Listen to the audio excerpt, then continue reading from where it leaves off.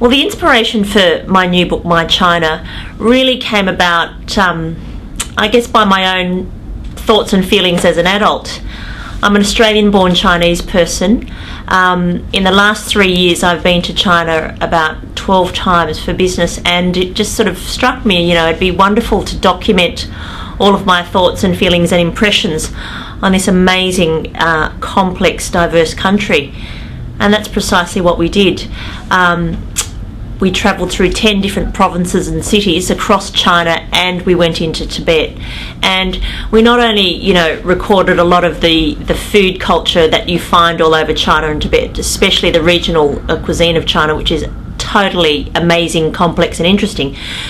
I also wanted to record the amazing sort of characters that I met along the way, like Mrs. Zhu, the 65-year-old who lives in Hangzhou, who beat me at an arm wrestle because of her beautiful green tea. I met some amazing people in Tibet, for example, the lovely street sellers who made, sold me all the beautiful Tibetan beads. A wonderful Tibetan guide who took us through the Patala Palace and knew so much about Buddhism that, it was so inspiring to be with him. There's about 80 new recipes in the book, all of which are very home-style Chinese cuisine. One of the great dishes was from my family village in deepest, darkest rural China, southern China, stir-fried black beans with ginger. We intended to do this major photo shoot that day in the village, so we bought all the props at the local market, the fresh food, the fruit and vegetables, and I bought these lovely big sort of golden pumpkins, intending them to be props. Never did I ever think before, have I ever tasted pumpkin with, in a Chinese fashion. I'm cooking there at the village, and one of the newfound relatives sort of grabs the pumpkin off me and then slices it into a million pieces and then tells me to stir fry it in the wok with some peanut oil and ginger and black beans. And there we have it, this magnificent local dish, pumpkin with black bean and ginger. So now, of course, I serve it in my restaurant in Sydney. Many stories like that where I picked up recipes along the way, incredibly spontaneous and dynamic sort of feel to the whole place. Another great experience we had, which was just, you could not have planned this experience in a million years. We're driving down the mountain from Yamdrokso Lake, which is 4,500 metres above sea level. We're driving 2 hours down the mountain back to Lhasa, so we're in Tibet. And we had all of these, we had a whole lot of fresh food in the car because we were intending to do a photo shoot up at Yamdrokso Lake, by the lake in the middle of the Tibetan plateau.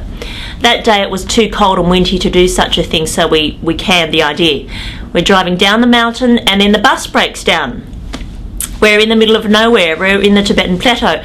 My guy jumps out of the car and sort of fixes up everything as he did. And he's like, don't worry, it's just the brake fluids. The brakes don't work. And we're like, great, the brakes don't work. So we had to sit there. We had to stay where we were for several hours. And we just happened to pull up outside this Tibetan village, which was in the middle of nowhere. So my guide went inside, and the next minute, the lady who owned the home and her children came running out to the car. They had agreed to allow us to go inside and do this incredible photo shoot, me cooking on her stove and so on. We offered them a little bit of money. They were just over the moon. So all the kids helped me take the fresh food inside. We were in the most beautiful setting. If you can imagine, the most rustic, colourful Tibetan style home in the middle of the mountains. Beautiful prayer beads hanging everywhere, richly painted walls decorated with sort of Tibetan symbols. The mother was there, the children, the grandmother, so 3 generations of family living in this one little house, all dressed in Tibetan, typical Tibetan costume, beautiful rich fabrics, jewelries, earrings, everything. And we're doing this incredible photo shoot there. That was truly memorable. But that experience really reflected the sort of spirit of the whole trip.